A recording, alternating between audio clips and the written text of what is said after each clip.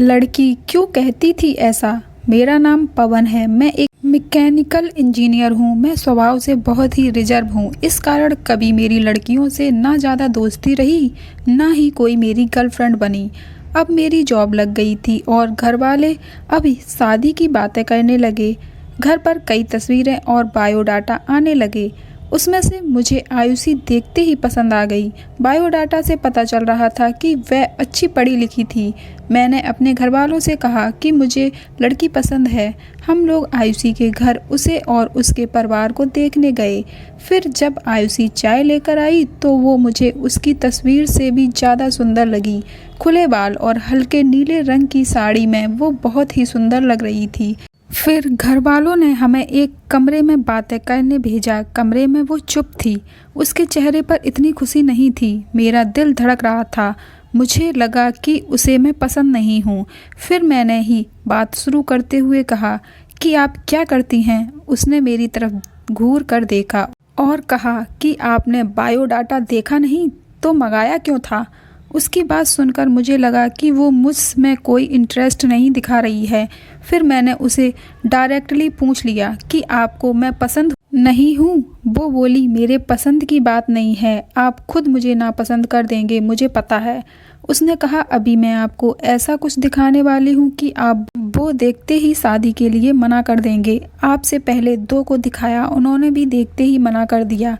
यह कहकर उसने अपने खुले बाल जो पीछे थे उनको आगे किया। इतने में ही कमरे के बाहर से आवाज़ आ गई और उसकी माँ कमरे में आ गई। शायद उन्हें भी पता था कि वो हर लड़के को ऐसी ही बातें कहती है और कुछ बताती है। उसकी मम्मी ने कहा, चलिए बाहर, सब आपका इंतज़ार कर रहे हैं। आयुषी ने अपनी माँ की तरफ देखा। मैं बाहर आ गया और बाहर मेरी माँ और पिता, जिन्हें भी मेरी शादी की जल्दी थी, वो भी मेरे मुंह से बस हाँ सुनना ही चाहते थे।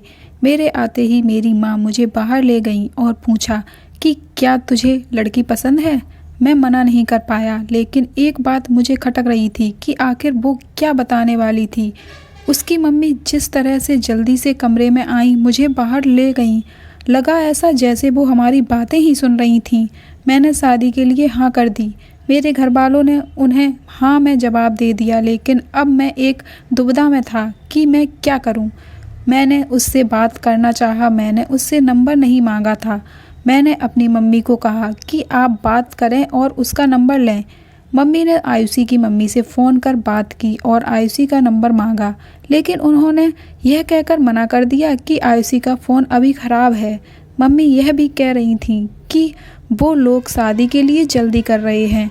इन सब बातों से मेरे मन में कुछ अजीब सवाल आने लगे। एक शाम जब मैं ऑफिस में था तब मुझे एक अननोन नंबर से कॉल आया।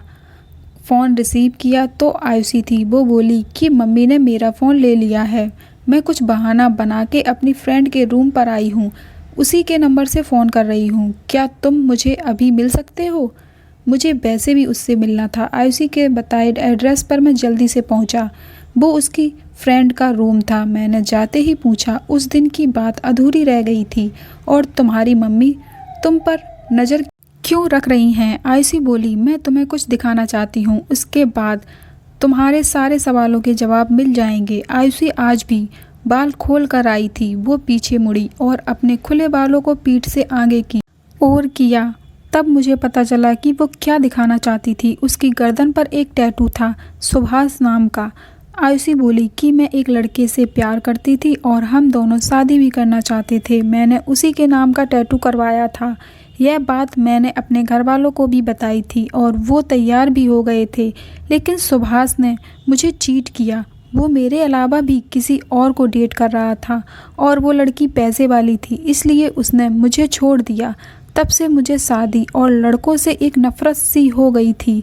उस लड़के को मैंने बहुत प्यार किया, लेकिन उसने मुझे धोखा दिया।